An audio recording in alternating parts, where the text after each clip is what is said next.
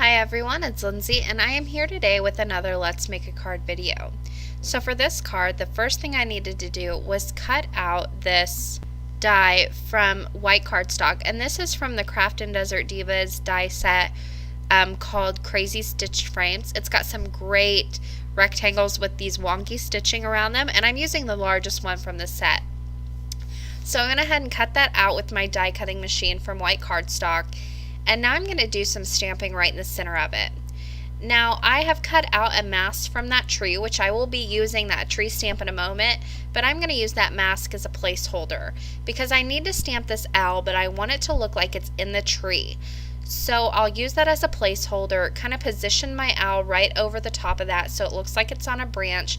Then I can move that mask out of the way, stamp my owl right down, and then I know whenever I go back in with my tree stamp, I can stamp that in kind of the exact place, and it will be it will give the appearance that the owl is standing in the tree.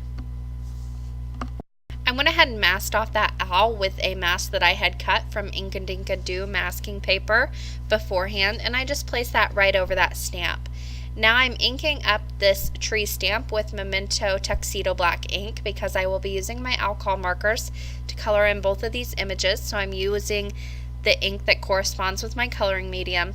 I'll line that up, look straight through it, line that up, and stamp this down into the center of the card panel. Now I'm giving this a good press because it is a larger stamp with a lot of detail. And then once I had that done, I went ahead and put my tree mask over the top of the tree, and then I also used some masking tape to cover up all the sides where the stitching was. It left a little rectangle frame, and I also just cut a little hilly border with my long blade scissors. Now over the top of this, I'm going to be using some distress inks and do some distress inking. So I'm using the picked raspberry, seedless preserves, and a little bit of black soot right on the top there to create a sky. Now I removed that little hill that I had masking off, and I'm using a little bit, very tiny bit of peacock feathers just to add in little snowy hills on this bottom here so it's not completely stark white. I'll slowly remove this masking tape along the edges, and I should have a very clean rectangle border all the way around, and the ink shouldn't have got on any of my stitching this way and kept it nice and clean. Now I love that I kept that bottom hill almost solid white but added in that little bit of blue so it just kind of blends into the entire panel, so it really makes a neat effect. I'll go ahead and remove those masks, and there you can see they are completely free of ink and ready to be colored in. Now I quickly colored these in, nothing fancy, with my alcohol markers. I'm using 3 different colors of brown for the tree, and then a few different shades of tones of brown to color in the owl. I also did some blue on his eyes and orange on his little beak and also on his feet, just for a little bit of fun. I used a light blue marker just to add in some snowy shadows on those little snowbanks that I created, and I also used a gray to add in some shadows of the tree.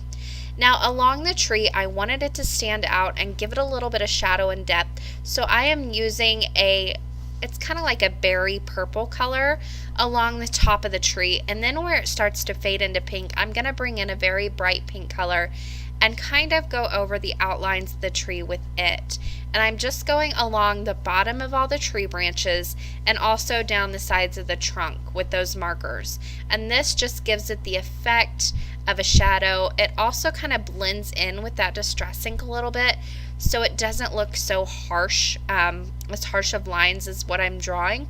So it really is a great way to add some depth and shadow to that tree. I also wanted to add a little snow on top of the tree branches, and I tried to do that with my markers. However, this is such a small stamp, it just started to bleed together, so what I decided to do was come in with my white gel pen and just draw back in some white highlights on top of that brown. And this gives the effect that there is snow resting on top of the branches, which again just adds more depth, more interest to the overall picture. Whenever you're doing this though, you just want to make sure you're kind of scribbling that color on. You don't want too straight of lines. You want a few mishaps here and there. Now also on the bottom, I'm just adding in some white highlights along those snowbanks, just again for more added depth and interest. Now for this sentiment, I am using the Simply Said stamp set, also from Craft and Desert Divas, and I'm going to use that little thanks right there that I just pointed to. And I slowed this down to give you a really good look at all the different sentiments you get in this stamp set. It is amazing how many are actually in there. When I received this, I was kind of surprised at how many they were able to fit.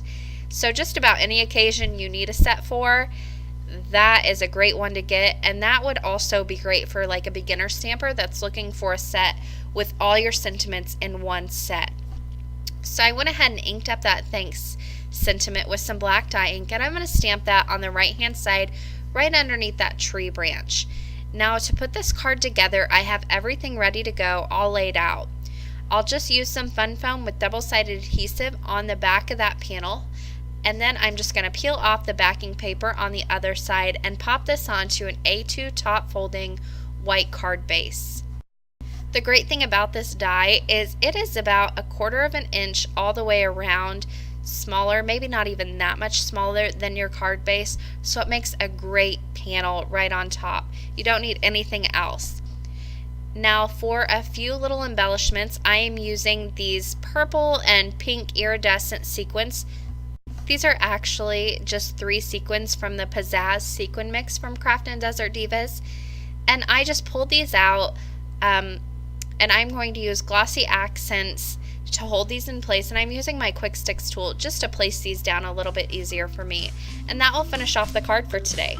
I hope you all enjoyed this video, and as always, I will leave you with this close-up and just a few pictures.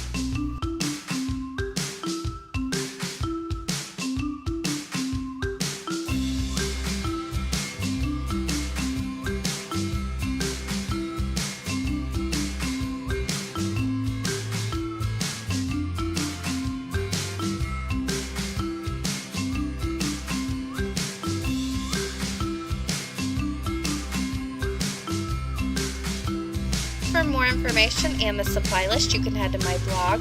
I will leave the link to this exact blog post down in the description box below. Thank you guys so much for watching today, and happy crafting!